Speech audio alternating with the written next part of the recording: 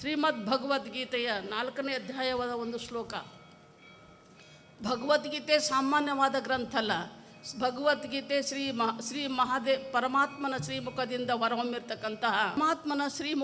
ಹೊರಹೊಮ್ಮಿರ್ತಕ್ಕಂತಹ ಅಮೃತವಾಣಿ, ಜಗದ ಕಲ್ಯಾಣಕ್ಕಾಗಿಯೇ ಹೊರಹೊಮ್ಮಿರ್ತಕ್ಕಂಥ ಆ ಮಾತುಗಳು.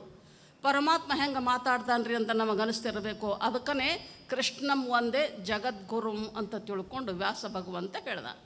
ಕೃಷ್ಣ ಜಗದ್ಗುರು ಅದಾನ, ಅದಕ್ಕೆ ಉಪದೇಶ ಮಾಡ್ತಾ ಇದ್ದಾನೆ. ಅಂಥ ಪರಮಾತ್ಮನ ವಾಣಿ ಅದು. ಅದ್ವೈತಾಮೃತ ವರ್ಷಿಣಿಂ ಭಗವತಿಂ ಅಷ್ಟಾದಶಾಧ್ಯಾಯಿನಿಂ. ಇದರೊಳಗೇನು ವಿಷಯದ? ಅದ್ವೈತ ಅಮೃತವನ್ನೇ ವರ್ಷಣೆ ಮಾಡ್ತಾ ಇದ್ದಾರೆ. ಭಗವದ್ಗೀತೆ ಭವದ್ವೇಷಣಿಂ. ಇನ್ನೊಂದು ಮಾತು, ಈ ಭಗವದ್ಗೀತೆಯನ್ನು ಯಾರು ಚಿಂತನೆ ಮಾಡ್ತಾರೆ, ಒಂದೊಂದು ಶಬ್ದಗಳ ಅರ್ಥವನ್ನು ಒಳಗಿಳಿಸ್ಕೊಳ್ತಾರೆ, ಭವ ಅವ್ರ ಹಂತಕ್ಕೆ ಸುಳಿಯಂಗಿಲ್ಲ ಅನ್ನೋ ಮಾತನ್ನು. ಭವದ್ವೇಷ ಮಾಡ್ತದೆ ಅವ್ರಿಗೆ. ಅಂಥದ್ದು ಇದು ಭಗವದ್ಗೀತೆ. ಇದರೊಳಗೆ ಭಗವಂತ ಅಂದ್ರೆ ಏನು ಹೇಳ್ಯಾನ? ಭಗವದ್ಗೀತಾ ಬೇರೆ ಅಲ್ಲ, ಪರಮಾತ್ಮ ಬೇರೆ ಅಲ್ಲ.